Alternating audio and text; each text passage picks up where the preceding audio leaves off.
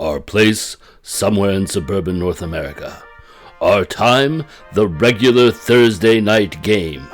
Our intrepid adventurers have sallied forth into previously unknown territory, and a member of the party has attempted an unorthodox maneuver.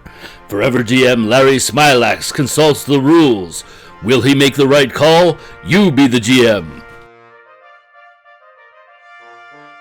Okay, so the concept of this video is quite simple, really. It's me soliciting your opinion about what you think is the appropriate level of expectations from novice characters, or really characters at what point in their career should they have a greater expectation of contributing to the world at large. That is, so you take your setting and how much do the non-player characters that they meet and interact with expect from the players? Is it the local populace is, expecting them to be their salvation? Is it the local nobility expects them to be one of their housecarls and defend the realm against outsiders, that sort of thing?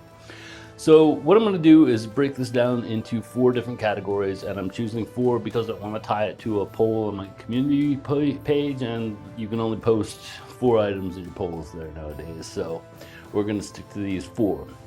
The first category that we're going to talk about will be the group of the chosen ones, and I call it this because this will be characters, and again, not players, but the characters that they're playing will be perceived as important to the world by many people outside their immediate group. So the actual players themselves and maybe any benefactor NPCs that are looking after them from the beginning might think of them as being important. So if an old sorcerer said, "You're the chosen ones," and nobody else believed it and they all thought it was funny, then that wouldn't be a case of this.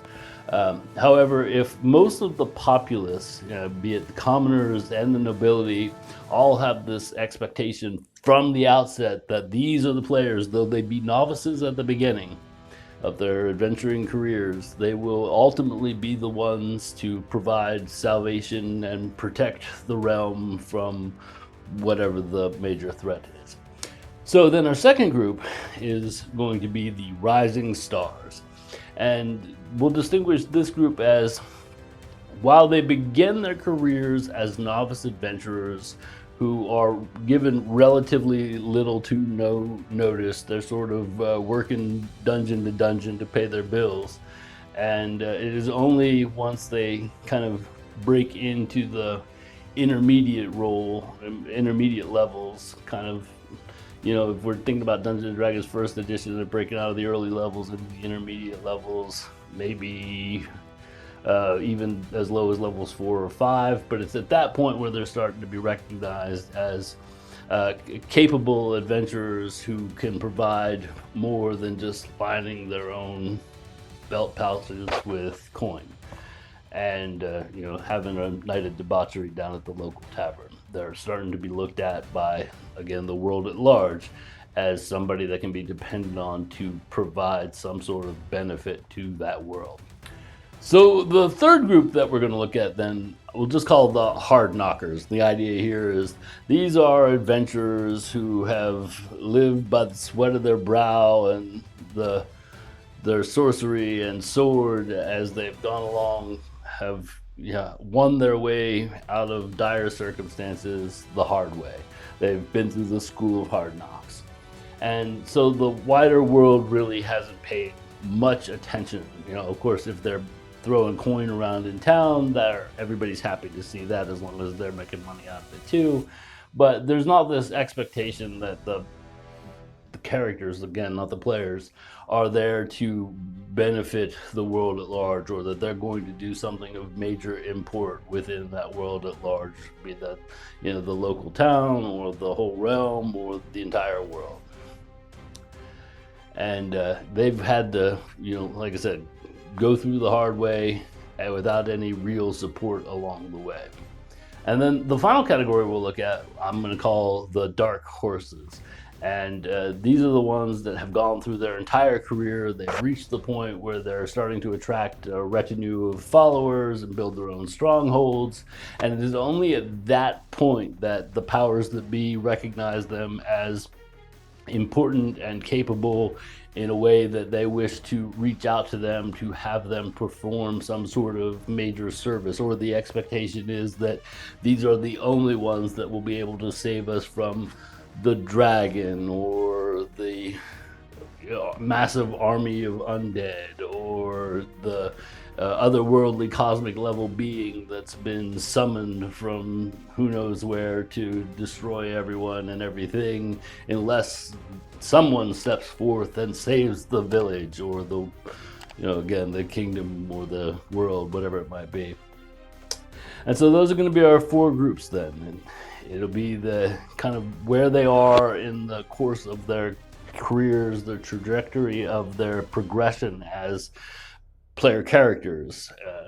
So if they are important to the world from the very beginning, they're the chosen ones. If they only become important after they've sort of proven themselves to a certain extent, then we'll call them the rising stars. If they only become important to the world at large, the general setting, once they're really fairly well established as adventurers and capable of providing for themselves without much need of a benefactor or patron to provide support for them, then we'll call those the hard knockers. And if they've made it all the way to what in AD&D First Edition might be called name level, without really anyone thinking twice about them as anything other than adventurers who are there for no other reason than to line their own pockets with gold and make their merry way through the world without much concern about saving others, saving the world, whatever the case may be, then those are the dark horses. All right, then I just want to take a few moments to show you guys the poll so you'll know what to expect when you get there. Top of it, of course, just a little blurb about the concept, and then I provide a short definition about each category, so chosen ones, rising stars, hard knockers, and dark horses, and try to give a little example for each of them. And then, of course, you'll have the opportunity then to go down and see the 4 options that you can vote for. Hopefully everybody will take a moment to go ahead and at least register an anonymous vote, even if you don't want to make a comment. And that's it. So I hope you're interested enough that you'll want to comment in the comment section, of course, because that helps the channel. If you don't, though, you can always register your vote anonymously with the poll over on the community post page, and I'll put a link down in the video description for that. Anyway, I hope you enjoyed the video. I thank you for watching, and I'll see you again in the next one. Bye.